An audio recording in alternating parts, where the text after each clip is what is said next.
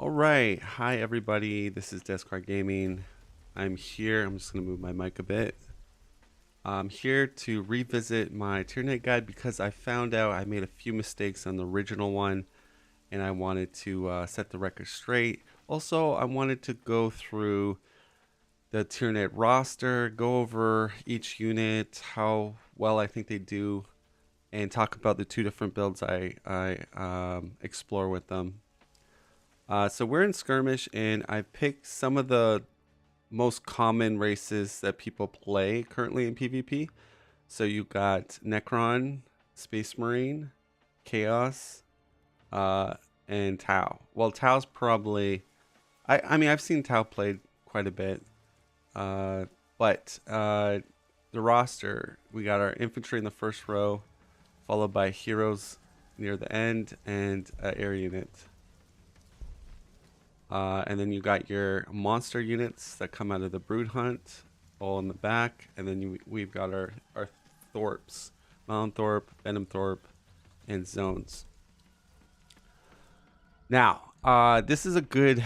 So I've given all the factions full upgrades. But this is a good way of just looking at the matchups, the rock, paper, scissors, which units are good against, which units can survive against. So, for instance, let's take Space Marine because they're quite common.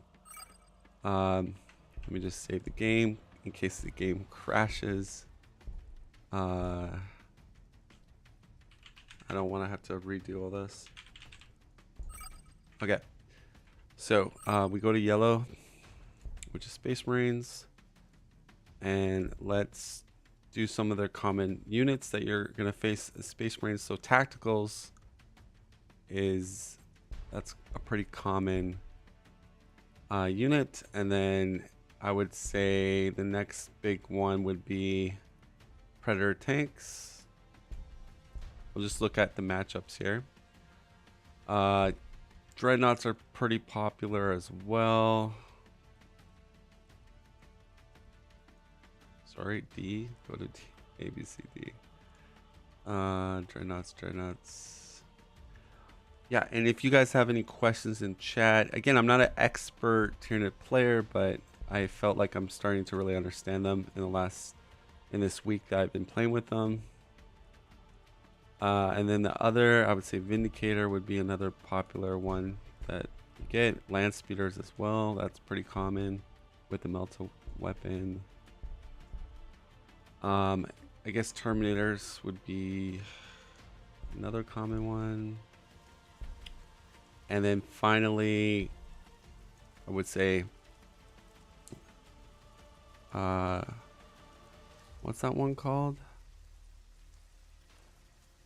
Devastator, Centaurians. That's like their super unit, or one of their super units.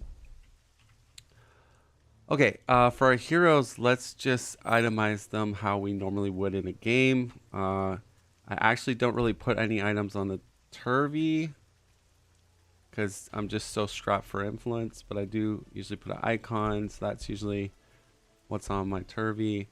Now, on my High Tyrant, I always usually get Bracers, Adamantium Weave, and then Temporary Shield. Those are the mandatory ones I try to get.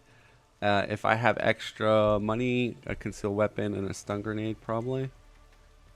But and then if I go prime, I'm not going Turvagon, so I guess prime would have conceal, the armor, and a Zothide with Lifesteal Blade.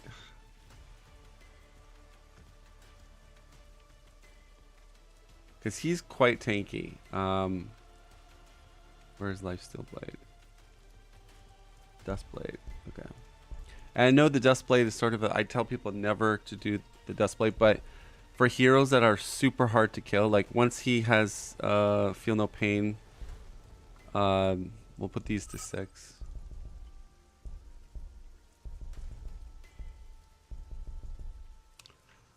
All right. So let's talk about like our level up choices. So at prime, I would always go with your damage, and then feel no pain, feel no pain, and so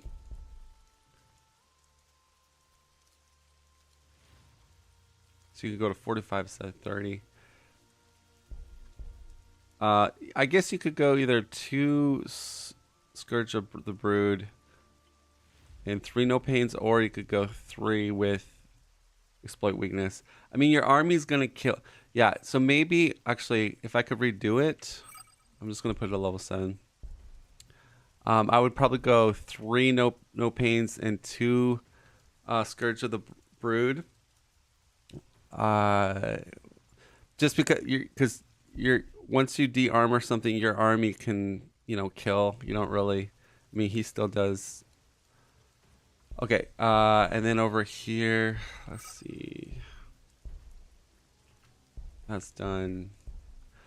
Now, here's the thing. If I think, like, so with the High Tyrant, there's 2 different builds I do. One is Raveners with Carnifex spam into Trigon sort of build, and possibly Lictors if you want to tech into Lictors. If you're doing that type of build, I would actually go move loyalty, move. If you have an opportunity, like if they do a lot of infantry, you could go 1 into Psychic Scream. Against armored, this is not that great, but again, infantry builds, you can go 1 into there. Go second loyalty, and then I know a lot of people always get the 3rd one for loyalty, but if it's like, that type of build I mentioned, this +3 plus feel no pain, that is extremely powerful, because if you give Carnifex this 6 movement, you give Lictors, we have, all right, just a side note, we have all the techs unlocked, so normally these units don't have 4 movement, they have 3, but Lictors would be 5, 6, 7 movement. Again, your units move through cover, so that's what your strength is. Your strength is fighting in ruins and forests as Tyranids, because your units have such good mobility. The only units that suffer through forests is like Tyranid Warriors and Hive Guards, and I think the Biowars too. Yeah, Biowars. But you can clear a path for them if you want with your Melanthorps. But anyways, so that is sort of what it would look like. Oh, for him, I would usually go, 3 on the medic, 1 on to increase your attacks with the Termagants. Okay, so anyways, let's talk about the units. Carnifexes, Living Battery Ram. See, all the upgrades looks really promising. Now it's a little, I mean, there's one upgrade in here that's like tier 10. It's not really as realistic, but you can see, but these are also fully upgraded Marines, but pretty good. Like Carnifex does good with every unit. So this is, I would say your Ravagers and Carnifexes are, I would say, up there in the S tier class for Tyranids, like pound for pound. Ravagers are excellent versus infantry. They even do some damage to vehicles, but they're more, anti-infantry. Very good against like high models like guardsmen, other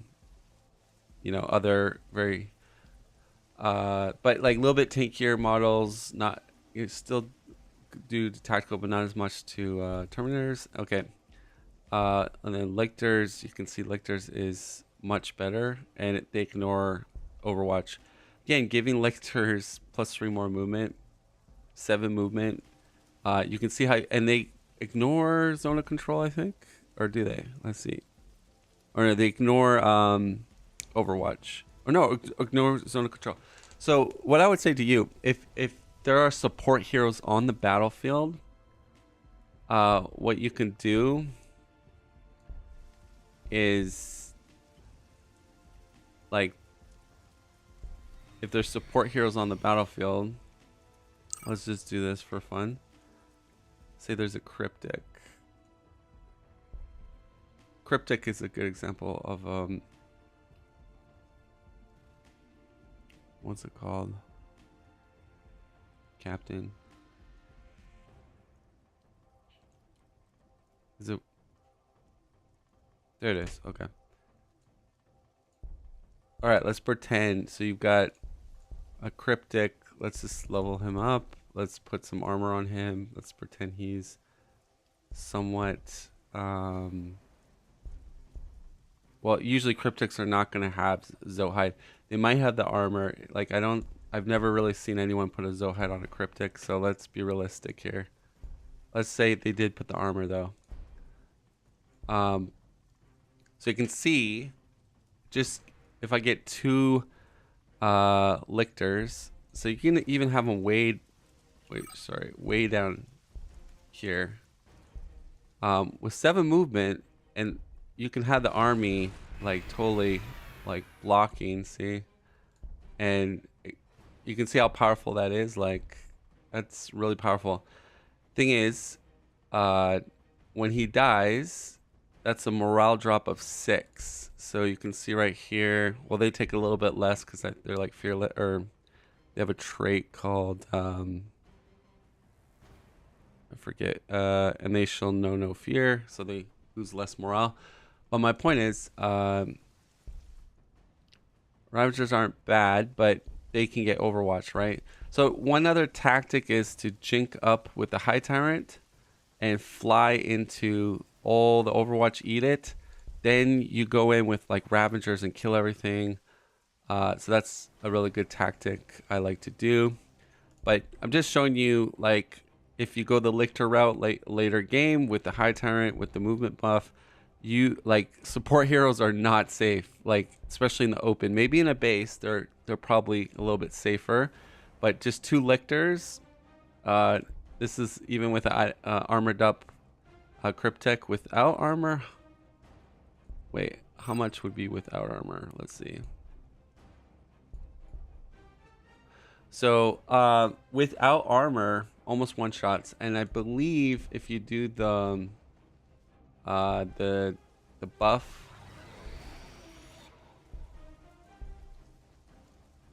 yeah, one. Okay, so if you give the buff with Hive Commander, you 1-shot.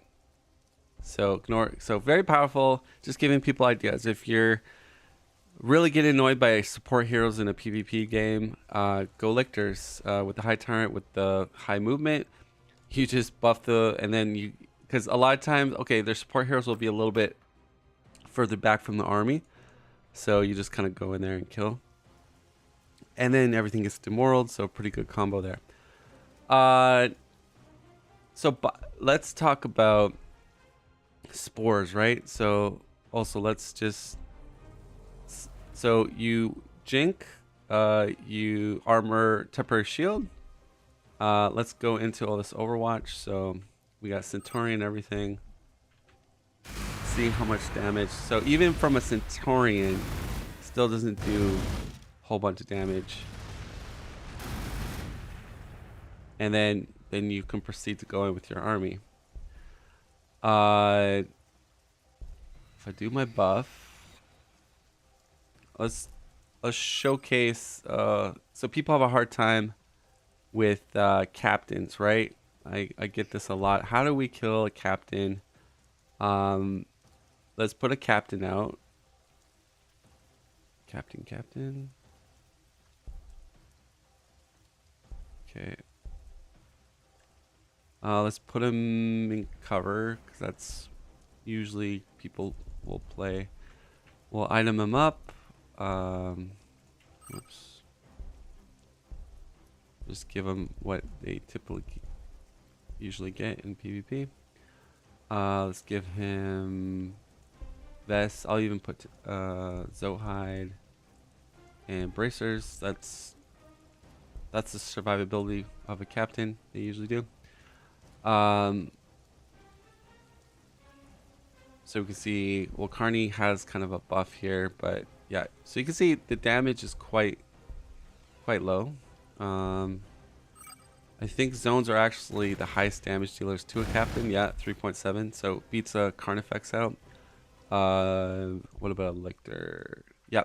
So if you're ever wondering what does the most damage to a captain, it's actually a zone. But here's the thing, right? Here's the thing. So if you go prime and you get exploit weakness, which is level 6. So right now it's doing pretty laughable, but I exploit weakness on him, and it lowers his armor. The zone is still going to do kind of little because it has its special thing is it has what's it called? Lance limits the armor of the target unit, but now when I go back to the Carnifex, you can see. So like 2 Carnifexes. Now my monster units can really dish out the damage. How much does Lictor do? Lictor, yeah, but basically, with that level 6 ability, it really makes it now killable. So the Carnies actually, does decent damage. 2 Carnies basically is going to bring it down.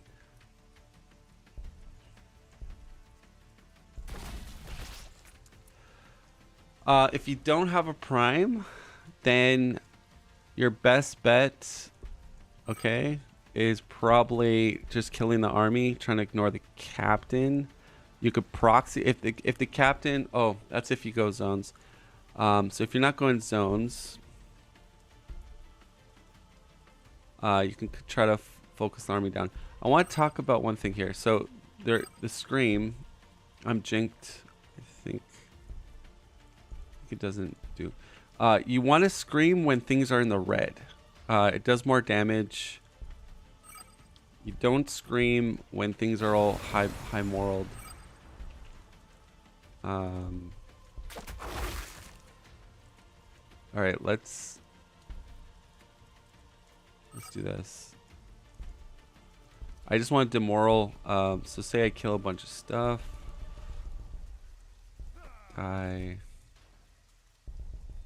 Say I did break them quite a bit here. So things are in the red. But I am jinked, so I think it's going to do less damage. Let's see.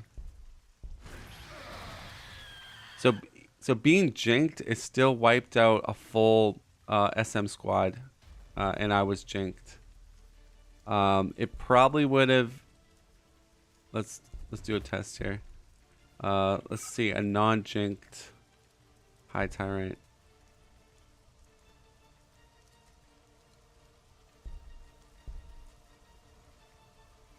I'm just trying to make a point here about this ability so people understand. All right, so we're just going 1 into this. We don't even need to go more than that. Let's put back concealed. And I guess we'll just do this buff. Okay. So let's do. All right, so it took a little bit more models, unjinked. But it one-shotted Marines, even with jinked. And then so let's see, if I go to number 2 on here. Okay, so here, I just learned something. Unjink level 2 Sonic Scream, one-shot Centurions and Terminators. So here's, and that's with the High Commander buff too. But so what I would say to you guys, if you're playing against a lot of Terminators, Centurions, get to level 2 Scream, try to get the SM army in the red, and then fly between 2 to 3 Centurions if you can.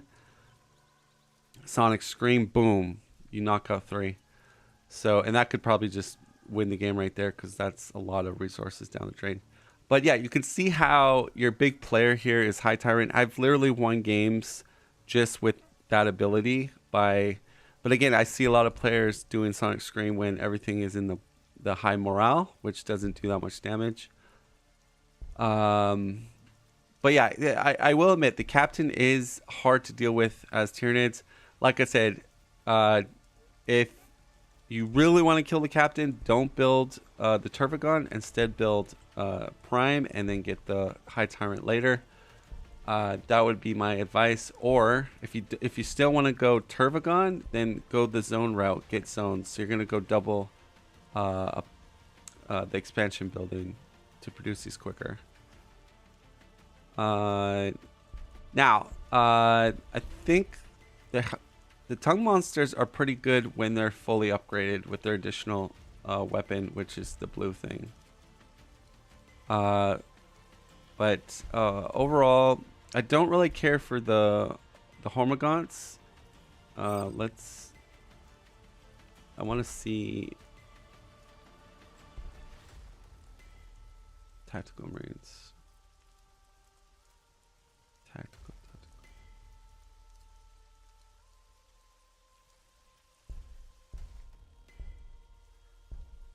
All right.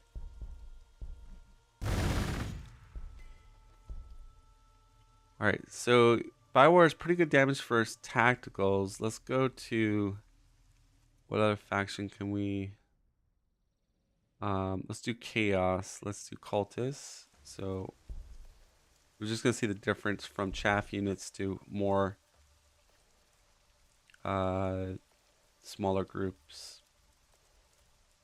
Is it Chaos Cultists? Chaos? Yeah, Chaos Cultists. Alright, so yeah. So yeah, Biowars are really good versus infantry. What you want to do though is when you use Biowars, maybe again do the High Tyrant to eat up all the Overwatch, and then you can spore out.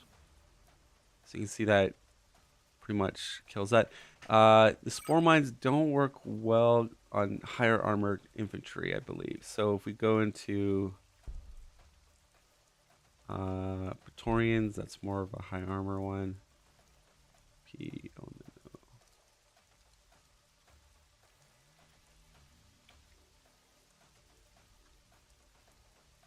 Predator. Where am I not? Oh wait, is it under?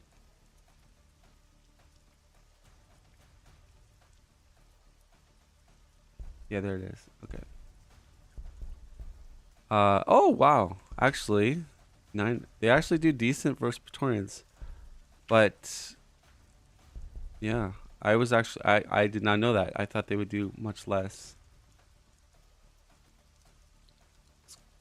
Let's go Warp Talons. Let's see the. I'm curious about that too. Now that. Okay, so maybe I've overlooked. So Warp Talons. So in cover. Wow. Okay. The only thing, it's a cooldown of 5. So yeah, but still, it's not bad. Yeah, I would say like if your opponent is going mass infantry, make a tech switch into Biowars. Well worth it. Very good. What else can I say right now? Venom Thropes do make a difference. So if, let's see, if I take a Predator tank, for instance, fully upgraded Predator tank.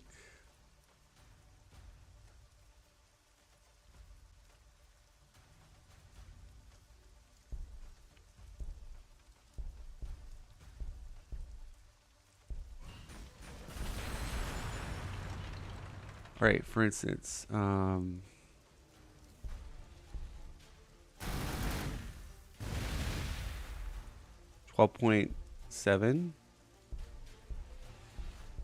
and 12.7 down to 10. But you know, that's saving like 2.5 damage, which can be big. And then say if you have Temple Guard in cover, 6.7.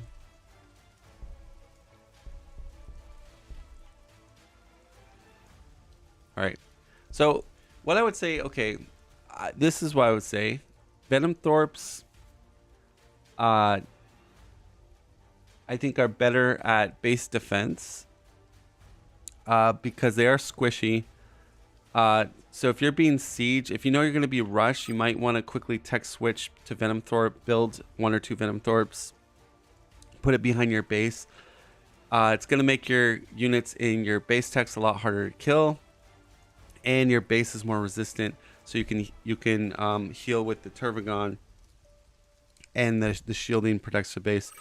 They're too slow. That's my main problem. The movement 3, if you tech switch into them, it's going to take too long to get to the part of the map that you need them. So I really would only build them if you're potentially going to be rushed at your base. I think that's a good opportunity to build them. I don't think I'd rather have Melanthorps in zones if things are going fine, but like I'm not saying don't ever build a Venonthorpe.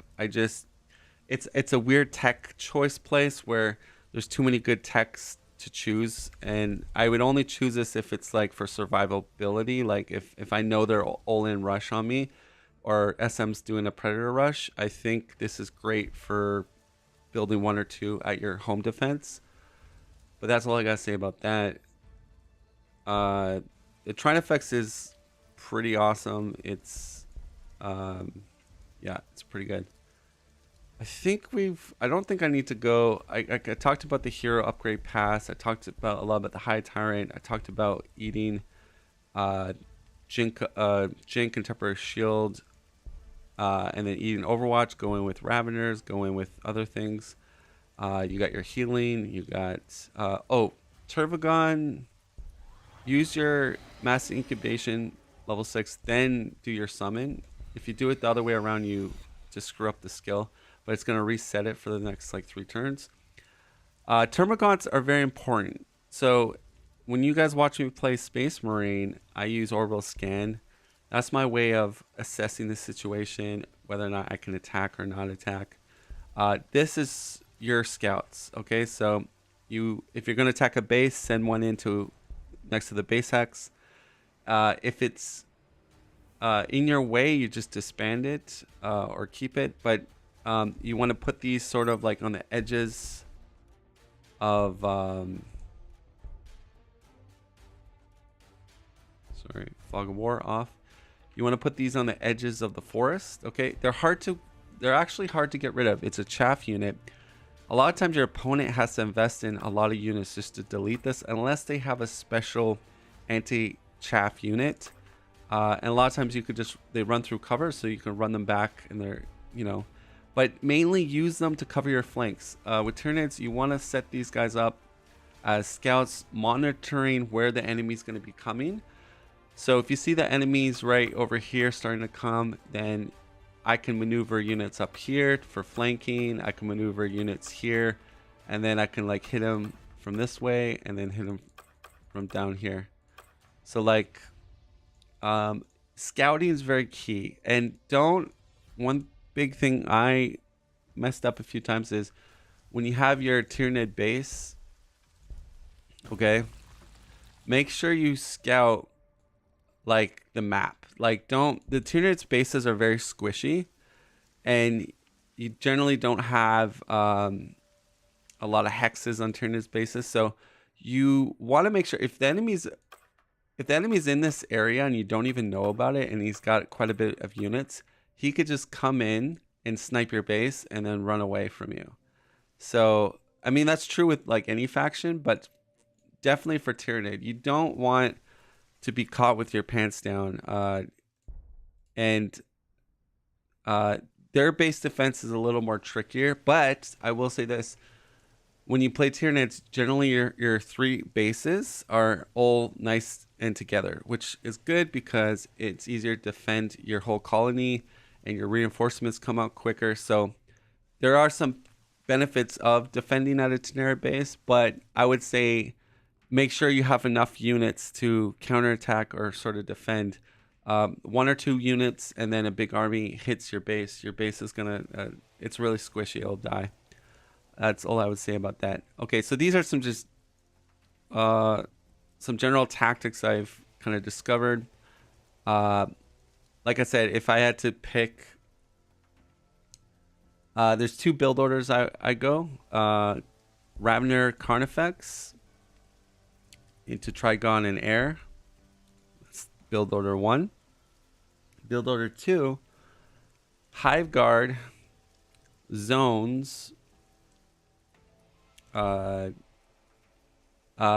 If my opponent invests a lot into infantry, like 3 barracks, 4 barracks, I can tech switch into Buyer Wars as well. Tongue Monster and Exocrane into Trinifex and not doing Trigon in that build order because we're getting the extra thing here. And Air or Lictor. So here's my take. Here's my take, guys. Late game or maybe at the end of mid game going into late game, you can go either Air in these two builds I mentioned, which I'm going to elaborate a little bit more in the next minutes or so. So either with the Ravener Carney build or the Hive Guard Tongue Monster Exocrane build, you can go Air or Lictors. Okay, I wouldn't try to do Air and Lictors because that's just too much biomass. It's too hard to maintain that level of production. If you're gonna go Lictors, forget about Air. Now, the problem about forgetting about Air, I would say this: the Hive Guard, Exocrane, Tongue Monster build is with zones. It's better. That build's better for Lictors, and I'll tell you why. Is because you have units that can deal with Air. Exocranes, zones. Those particular units are pretty effective versus Air, or at least give you some anti-air. Whereas if you go Raveners and Carnies, you have no anti-air. Trigons aren't going to give you anti-air.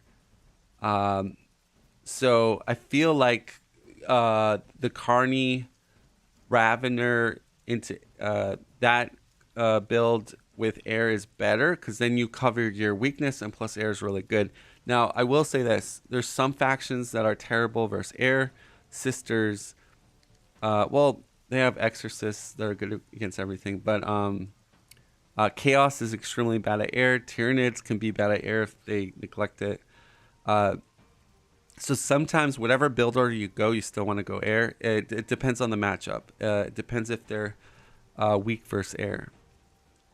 Against AM, Air, I would probably go Lictors because they have Hydras, so Hydras can shut down Air pretty bad. All right, so I think that's my general takeaway here. Hope you guys learned a couple things. Proxima is a really good thing versus Chaos. So what I mean by Chaos is because Chaos usually has these like really powerful either melee or range 2 units, Forge Fiends and Muller Fiends and Hellbrutes. So if you can't kill one of them, or if you're attacking a base, right? A lot of times when you're attacking a base, you can't delete that particular. So this Proxima, like, let me give you an example. You're attacking a tile base. They have a Riptide in a base tile. That one's going to be really hard to kill, very hard in a base tile. So Proxima is excellent because what you do is you put Proxima on the Riptide, on the base hex, and it's going to cut that damage dramatically for 2 turns. So you can just kind of ignore it, and just go for the base. Kill the repair drone, swarm the base. Just ignore it for 2 turns. So I think zones are good support units. You don't want to go overboard where zones are like your main thing for attacking. You want to use them more supportively certain situations, but they're good. But yeah, this is definitely, I think, overlooked with Tyranids players. I don't see many Tyranids players even use zones half the time. But again, your build has to support it, which would be the range build for zones for me. But let's get into what I'm talking about, the 2 builds that I go, so I can explain. All right, so when you first start, this is gonna be a long guide. When you first start, you always want either a science outpost start, flat, three spaces, or at least Arctic if you're gonna play it out. But generally speaking, most Tyranid players either settle turn 2 or turn 1 on a science, and if they don't, it's a re. That's usually usually what it is. But we got Arctic Science, which is the very best proposition for you. And we've got our, okay, so when you're doing any of these builds, I am a firm believer of the influence Tyranid build. Okay, I'm not gonna, you can do the other economic build, which is you don't focus on influence, you focus on biomass, which means you go after these Grox pastures and just build farms and stuff. I think Tyranids is way more I like influence. It just feels right for me, so I'm just going to be promoting that. So we found our influence. That's important. Your first expansion is going to be influence, so it has to be at 20%. So we found our 20. And then the third one is your production food. So if you can't get a 10% pasture, there's a lot of 5% ones also. So, but we did get a 10% over here. So we're probably going to go here and there. These two, those will probably be my my 2 things. And then now this is the part I would say, okay, let's talk. I want to go over the tech tree. So as I explained, if you were still following me from the start, I have 2 builds. I have the Carney Ravener build and the Hive Guard Zone Exorcine build with Tongue Monster. Now here's the thing. Up until tier 3, up to till 3, it's always the same. Always the same. You're not deviating from 1, 2, 3 for the 2 build orders. Once you get to tier 4, that's when your build order is dictated. Okay, so is that going to be Raveners or Hive Guards? So I call it the Ravener Carney build or the Hive Guard Zone Tongue Monster Extra Crane build. Okay, so now what is, okay, let's talk about the up to tier 3. You're always going to get Scavenger Adaptation, Synapse for the reduce influence costs of reclamation, your expansion building tech, Turvagon tech. Okay, then you go birthing canals, brood hunt. Now I might get some flack about this. Why not pick increased science? That's really good, Descry. Yes. And Venomthropes, you know, you want to survive if you're going to rush. Well, let me elaborate a little bit more. But those picks that I just went over, those do not change in my build for either build. Those, why birthing canals is really good, because when you get your 3 cities and you're set up with all your production, your cranes count towards birthing canals. So when you're all set up with all your production buildings, you're netting 5 to 6 influence just from researching this tech. Not initially, but once you are built up, that's almost an icon. Icons are 120 influence, and it's 8+ turns. So this is, when all said is done, when you get your air buildings or whatever, you're at +6 influence just from this tech. That is really good. So because you're doing the influence economy build where you have to eat the land, +6 is really good. So I am a firm believer of this one, and then Brood Hunt. Now you could say, oh, research sounds way better. Okay, sometimes you don't have the wildlife to really farm. I'm not saying this isn't bad, but what happens is when you don't get birthing canals, you go this route, you're gonna find that your food economy is gonna be strapped. You're gonna find that you can't eat as much tiles and all that, but your research is great. But again, to keep up with your food economy, I recommend going birthing canals.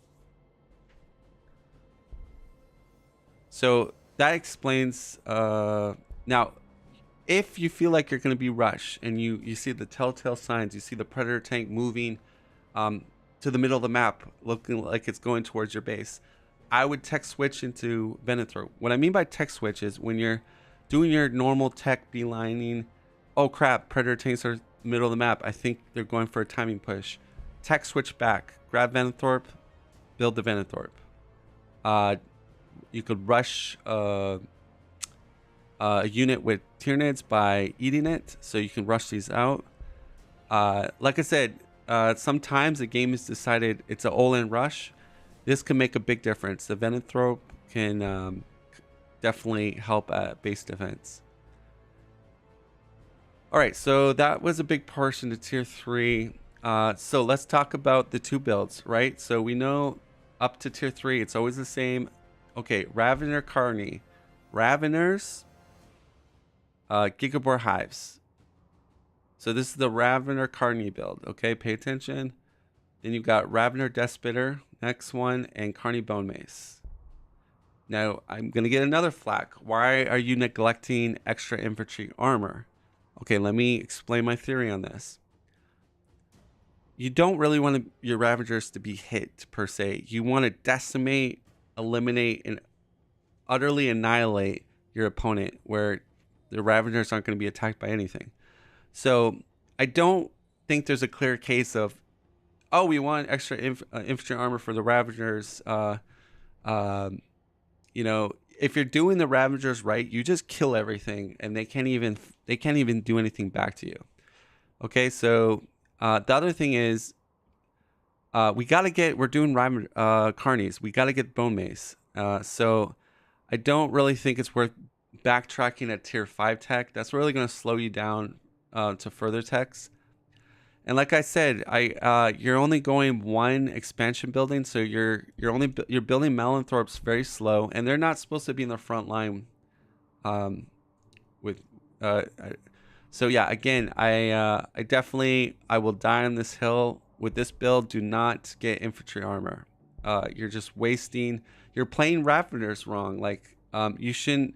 If you're doing your Tyranid ambushes and your Alpha strikes, there should be nothing left to even attack your Raveners. Okay, best offense is a good defense. So do not get extra infantry armor. You're gonna get Ravener Deathspitter and Bone Mace for the extra weapon for Carnies. Okay, going forward, tier 6. I usually like to go air first because that's when I'm building the pop building, and when it's done, I then produce the air building, and then the Carnifex biomass extra weapon. I will then backtrack for my Carnies and get Toxin Sack. There's a tech switch to get that. That does your air units, your Carnies, and your Trigons do more damage with that tech. All right, tier 7. You're gonna go, and I might get more controversy here. Trigon first, then you're gonna go extra monster armor. Definitely 100% Trigon, extra armor. Boom, these two. Now, if for some reason you think Lictors is a good, even though I don't recommend it because you're doing air, right? I don't think you're gonna have enough biomass for monsters air. Lictors, like that's a lot of biomass. But there's certain matchups that Lictors can be amazing. Say the person is doing tons of support heroes on you, fine. Lictors, you can go and you can go for that support hero snipe with them. But no, pretty much Trigon, extra vehicle, monster armor, boom. Tier 8, you want to go right to this one, efficient digestion. That's gonna make you be able to super eat the world. Okay, it almost cuts in half, not quite, your influence cost to eat, and that's gonna help you pump out even more. So get that first, and then I get the extra attacks for Trigon.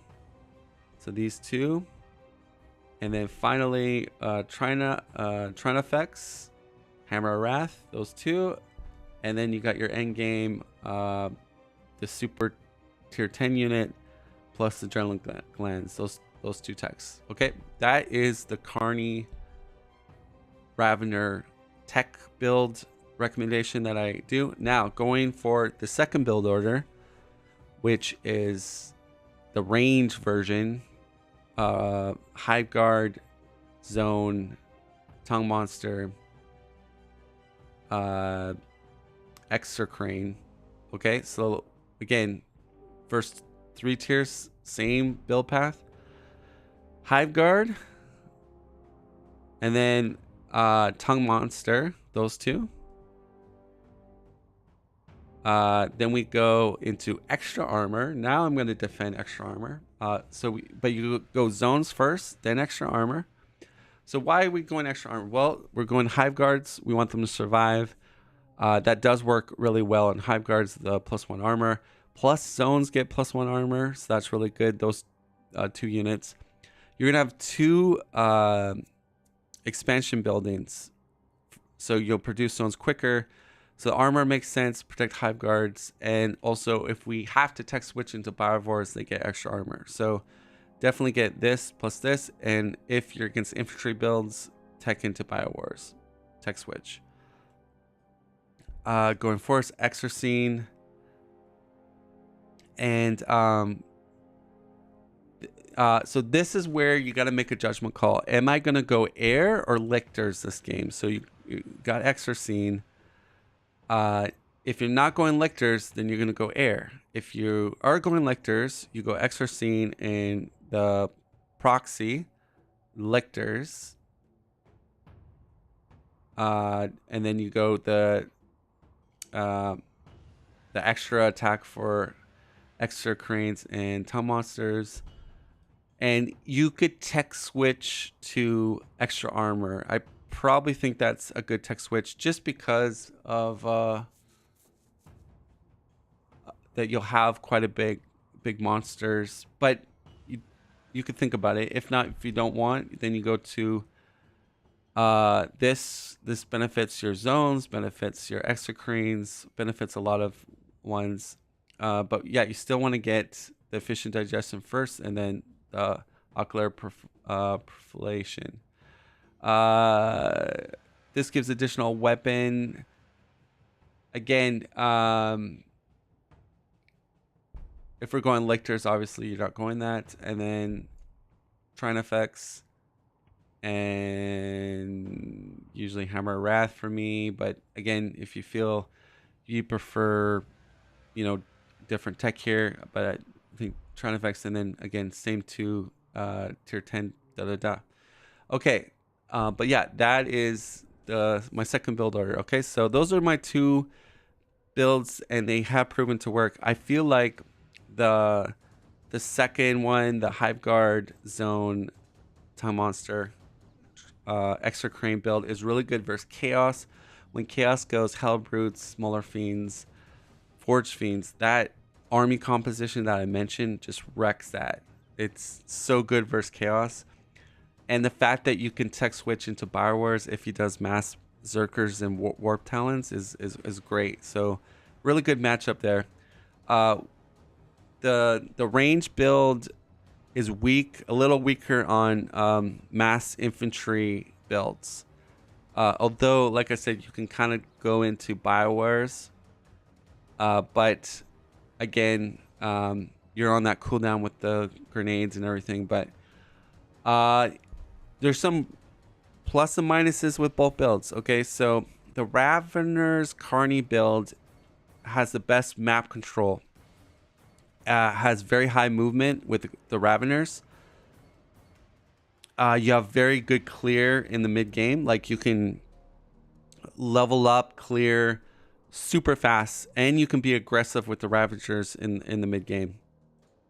The range build, you don't have as fast map clear, and you can't pressure your opponent from the map that much. You're just kind of a slow death ball with that range army. They have their bonus, their weaknesses and positives. Base defense and death ball potential.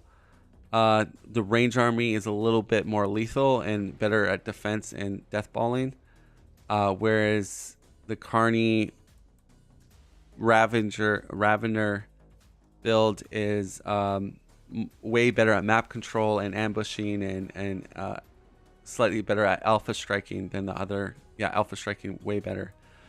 Okay, so again, that's... Oh, and one thing I failed to mention, I play on Rising Price Integrated. Okay, so that's a mod that makes you're able to build heroes without building the hero building for balance issues, and it penalizes players that spam one particular unit. I think it's a very good mod. What it does is, instead of facing 20 Lemon Rust tanks, now you only face 5 to 8. Instead of facing 20 Exorcist Battle Sister units, you only face maybe 5 to 6 at the most. Because what happens is, like, if you spam that really high unit, it's just going to increase in price to a point where your economy cannot keep up with it. And a lot of the veterans don't like it, and they're trying to, what I think is, they are so used to playing without rising price, or they don't want to give it a shot. They like spamming one particular unit, which is fine if that's the way you like to play the game. But I think the game is a lot more interesting when you are limited to a few of these good units, few of those, and each player has to use these units tactically. I really think it balances out, because it goes like, what if someone had 10 Sky Rays? These were some of the strategy. This still is prevalent. People would do 10 Sky Rays, like unmodded, or with the other mods that are out there.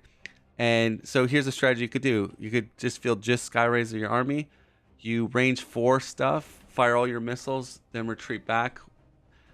So this mod helps balance abuses. It just makes it more fair for all the factions, really.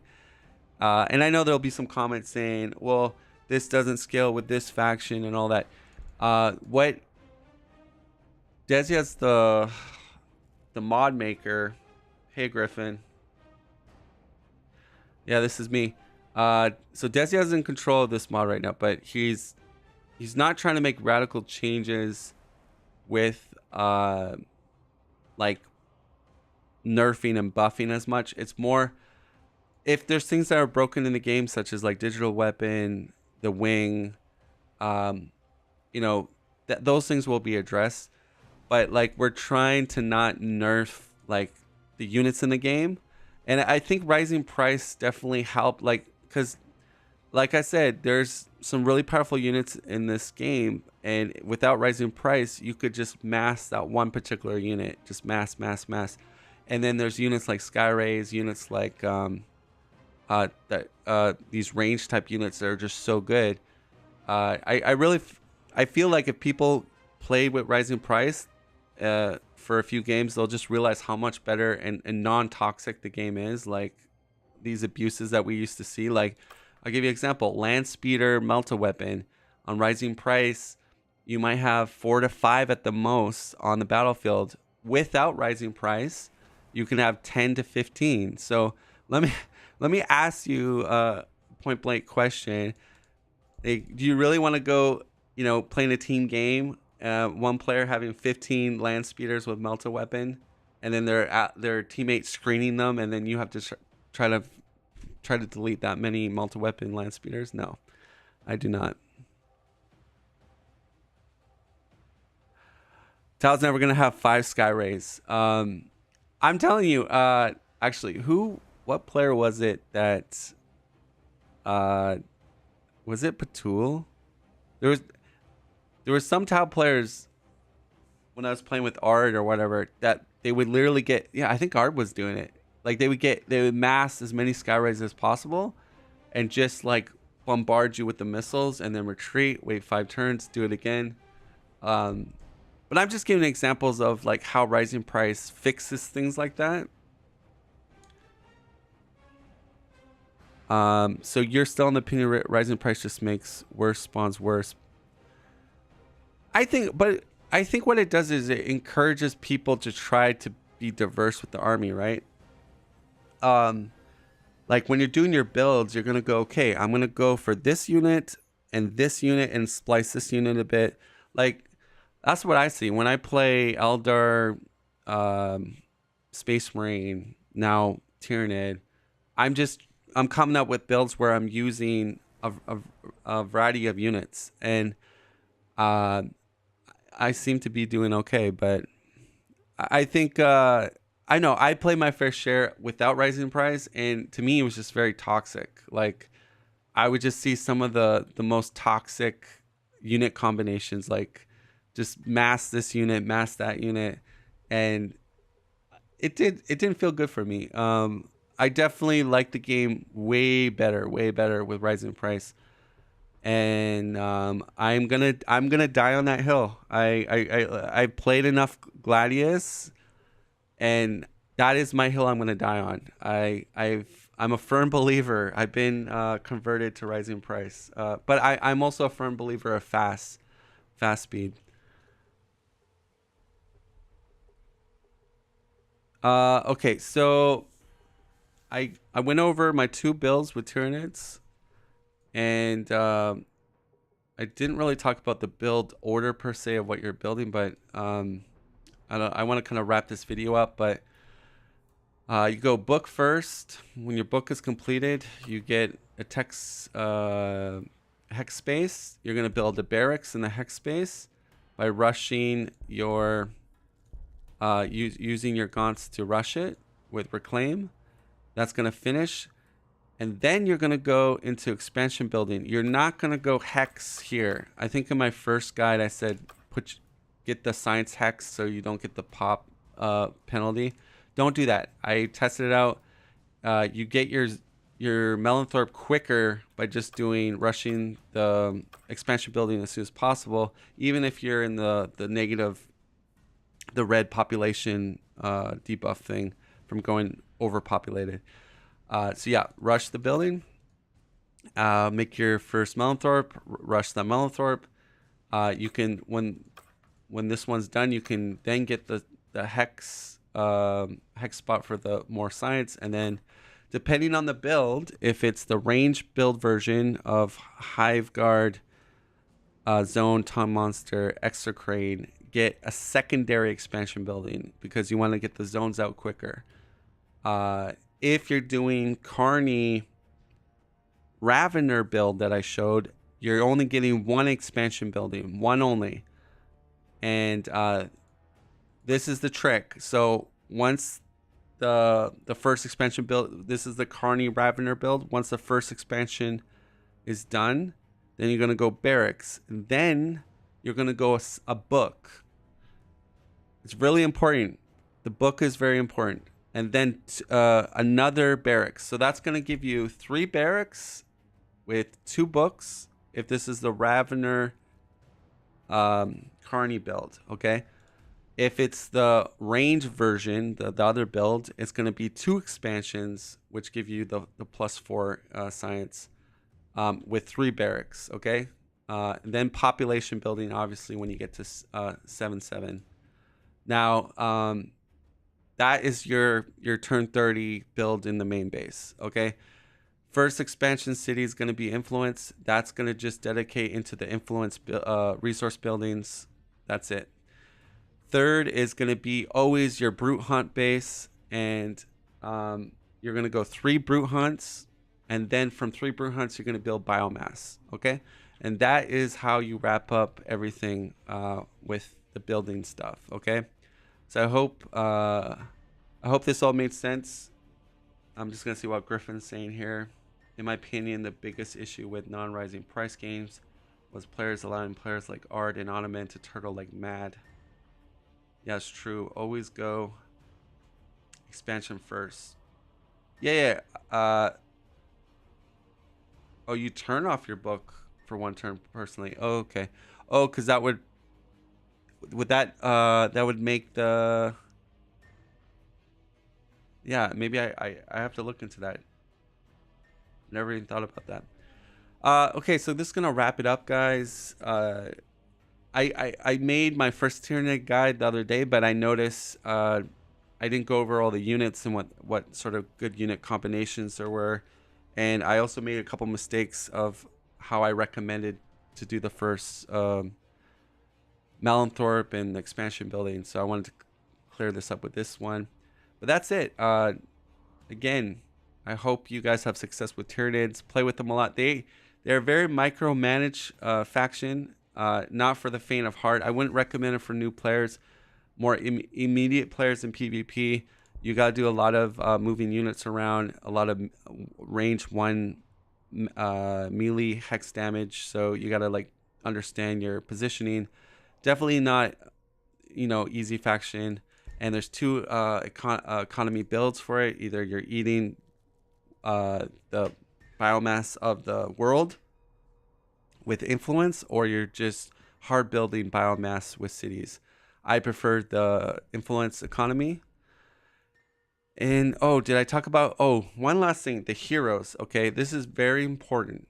Okay, when you research the Turvagon tech, do not instantly build the Turvagon. You want to build the Turvagon when that Turvagon comes out. You can then beeline to a trader and buy an icon as soon as possible. So if you just build the Turvagon as soon as you can do it, what's going to happen is the Turvagon's going to come out. You're not going to have 120 influence to buy an icon. So what I'm telling Tyranid players is do your math. Make sure, okay, it's going to take 6 turns for it to be produced. Make sure that when it comes out, you have 120 influence to then buy the icon, okay? And this applies to almost any faction you're playing, like Space Marine. Don't build a captain if you can't put a scroll or icon as soon as it comes out. You're just hurting yourself. So that is tip number 1. Tip number 2, you usually want to build, you're going to tech switch with both builds. You're getting key, you're beelining like the way I showed you, but you're going to tech switch back to High Tyrant at some point, maybe turn 28, turn 29 on fast, turn 27. But you want to pick this up a little bit later, tech switch back, and you want to produce that. Now, you can rush that out by sacking Malenthorpe or Termagant, and that can come out and you can level it up or base defense. But that's one key thing I didn't really mention is you are tech switching back and picking up High Tyrant around turn 25 to turn 30 in that time frame, and you're gonna build that. Okay, so I think that clarified everything. All right, so I'm gonna wrap this up. I will try to make more guides of the factions of play. So how it works, guys, I will usually dedicate a lot of time to a particular faction, testing in PvP for a week, 2 week, or 3 week, and once I feel like I've pretty happy with my performance and how I'm doing with them, I will then come up with a guide like this, going over my favorite builds for this particular faction. In this case, Tyranids, there's only 2 that I really like.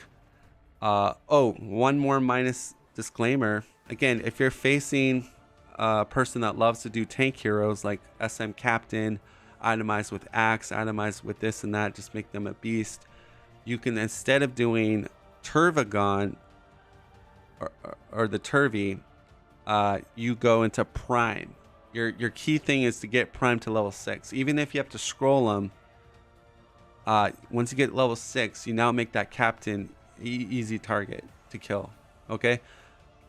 That's if you really want an anti-hero build. You can do that one switch. It is going to affect your economy a little bit because the Turvy is better at giving you those free Termagants and for scouts and all that. I prefer the Termagant, but like I said, if you really want to kill someone that loves to do these super hero builds, then that's the build you want to go with.